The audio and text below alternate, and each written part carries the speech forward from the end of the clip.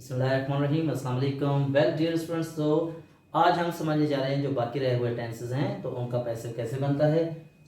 तो पहले future simple का जब पैसिव बनाएंगे तो उसका जो हेल्पिंग वर्ब है वो होगा विल बी या शैल बी। आपको पता है कि फर्स्ट पर्सन के साथ शैल इस्तेमाल होता है तो वहां पे शैल बी, अदरवाइज बाकी जगहों पे हम विल बी इस्तेमाल करेंगे। ठीक है, तो सेंटेंस देखें। I will bring biscuits, I will bring biscuits. तो ऑब्जेक्ट क्या है? Biscuits will be brought by me. यहाँ पे मैंने स्ट्रक्चर नहीं लिखा है इसलिए कि पिछले वीडियोस में मैं ये बात क्लियर कर चुका हूँ। अगर आपको स्ट्रक्चर समझ में नहीं आ रहा तो आप काइंडली पैसिव का पहला पार्ट देख लें तो आपको क्लियर हो जाएगा। ठीक है, अगला है Ali will see me in the evening. मैंने आपको कहा था कि पैसिव बनाने के लिए पहले ऑब्जेक्ट उठाया जाता है। तो देखिए सब्जेक्ट है, ये हेल्पिंग वर्ब है, ये वर्ब है और ये है ऑब्जेक्ट। तो यहाँ से शुरू करेंगे, भले आगे कितना भी लंबा सेंटेंस हो। तो I shall be seen by Ali in the evening, यहाँ से शुरू होगा आई, फिर शैल बी क्योंकि शैल आएगा इसके साथ, फिर सी की third form seen by Ali. ठीक है, बाकी जो बचा वो आखिर में रख लेंगे। और क्वेश्चन है will you grow more trees. तो ट्रीज है, will more trees B grown by you. I hope ये बात आप समझ गए कि ये जो फ्यूचर सिंपल है इसका पैसिव कैसे बनेगा। चलिए अब फ्यूचर परफेक्ट को देखते हैं। देखें, फ्यूचर परफेक्ट का हेल्पिंग वर्ब होता है विल हैव बीन या शैल हैव बीन। जब इसका हम पैसिव बनाएंगे तो यही हेल्पिंग वर्ब इस्तेमाल होंगे। विल और शैल कहाँ कहाँ इस्तेमाल होता है ये आपको पहले से ही क्लियर है। बहरहाल शैल जो है वो फर्स्ट पर्सन के साथ रहता है। देखें, we shall have finish the project by 5 o'clock। We shall have finish the project by 5 o'clock। तो प्रोजेक्ट जो है ना वो ऑब्जेक्ट है, so the project will have been finished by us by 5 o'clock। I hope you understand. Will you have pass the university by next year. Will the university have been passed by you the next year. I hope it's pretty easy now, क्योंकि आपने बहुत सारे पैसे देख लिए हैं तो अब आपका जहन खुद भी काम कर रहा होगा कि कैसे कैसे बन रहा है, इसलिए इसको ज़्यादा डिटेल में बात करने की ज़रूरत नहीं है। ठीक है, तो चले अब हम ज़रा समझते हैं मॉडल वर्ब्स के पैसिव कैसे बनते हैं। तो देखें, जो मॉडल वर्ब्स होते हैं ना, जो भी हो उसके साथ हम सिर्फ बी प्लस कर देंगे, यही बी लगा देंगे, यही इसका हेल्पिंग वर्ब है। शुड है तो शुड भी कर देंगे, हैज़ टू है तो हैज़ टू भी या हैव टू भी कर देंगे, मस्ट है तो मस्ट भी कर देंगे। इस तरह से इनके हेल्पिंग वर्ब्स बनेंगे। बाकी तरीका तो आपको पता है कि पहले ऑब्जेक्ट आएगा वगैरह वगैरह। तो चलिए सेंटेंस देखते हैं। You can win the match. देखें यहाँ पे कैन मॉडल वर्ब है, तो लेट्स मेक अ सेंटेंस के द मैच, क्योंकि ऑब्जेक्ट द मैच है, द मैच, फिर कैन है तो हमने क्या कर दिया, can be. The match can be, win की third form won, the match can be won by you. The match can be won by you.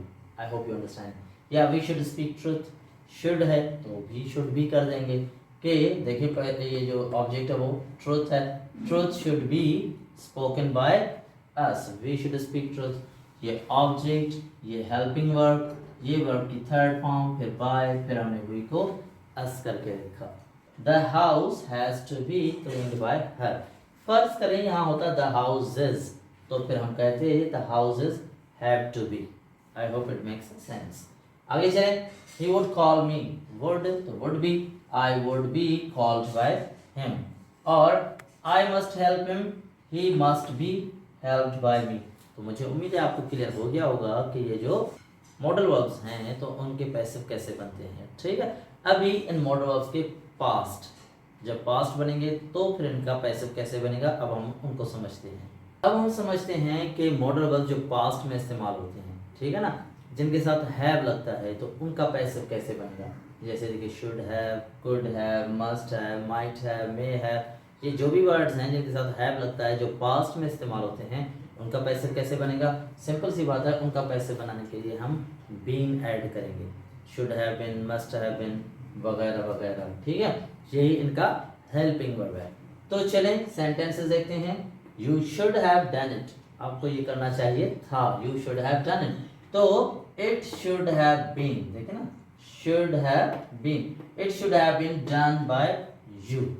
या he could have saved us, he could have, तो we could have been saved by him, ये us object है, ये यहाँ पे we हो गया, तो we could have been, could have की हेल्पिंग वर्ब ये है, सेव्ड बाय हिम। या she might have stolen my food. My food ऑब्जेक्ट है तो my food might have been stolen by her. या they must have informed him before. तो he must have been informed by them before. तो मुझे उम्मीद है आपको समझ में आ गया कि जब मॉडल का पास्ट होता है उसके साथ हैव होता है तो फिर हम पैसिव बनाने के लिए बीन ऐड कर देते हैं, should have been, must have been, might have been, could have been वगैरह वगैरह। अब हम समझते हैं कि इम्पेरेटिव के पैसिव कैसे बनाए जाते हैं। चलिए तो समझते हैं इम्पेरेटिव सेंटेंसेस के पैसिव कैसे बनते हैं। तो देखें इम्पेरेटिव सेंटेंसेस वो होते हैं जो शुरू होते हैं वर्ब से, उनमें सब्जेक्ट होता ही नहीं है, ठीक है, उनमें सिर्फ वर्ब होता है, ऑब्जेक्ट होता है या फिर कुछ एक्स्ट्रा चीज़ें होती हैं। तो उनका पैसिव कैसे बनेगा, तो देखें उनका पैसिव बनाने का एक आसान सा तरीका है कि सेंटेंस को हम लेट से शुरू करेंगे, ठीक है। पहला वर्ड लेट आएगा, उसके बाद हम रखेंगे ऑब्जेक्ट, उसके बाद बी लाजमी आएगा, फिर जो भी वर्ब है उसकी थर्ड फॉर्म हम रखेंगे। ये बात आपको ध्यान में रखनी है कि ऑब्जेक्ट और वर्ब इसमें होता है, हम लेट और बी लाजमी लिखेंगे। देखिए ज़रा, गिव मी योर पेन, तो let your pen be given to me, ठीक है, लेट से शुरू किया, फिर योर पेन ऑब्जेक्ट आया, फिर हमने बी लगाया, फिर वर्ब की थर्ड फॉर्म रखी बी गिवन, उसके बाद टू मी। अच्छा यहाँ पे देखिए दो ऑब्जेक्ट है, मी भी ऑब्जेक्ट है, योर पेन भी ऑब्जेक्ट है।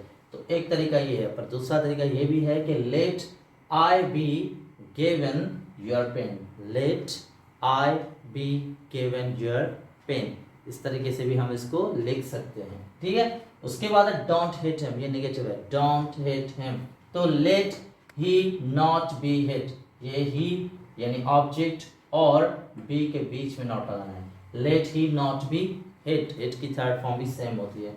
Bring that chair, let that chair be brought, let that chair be brought. या एक और नेगेटिव है, don't eat these apples, so let these apples not be eaten. तो मुझे उम्मीद है आपको समझ में आ गया कि इम्पेरेटिव सेंटेंसेस का हम पैसिव कैसे बनाते हैं।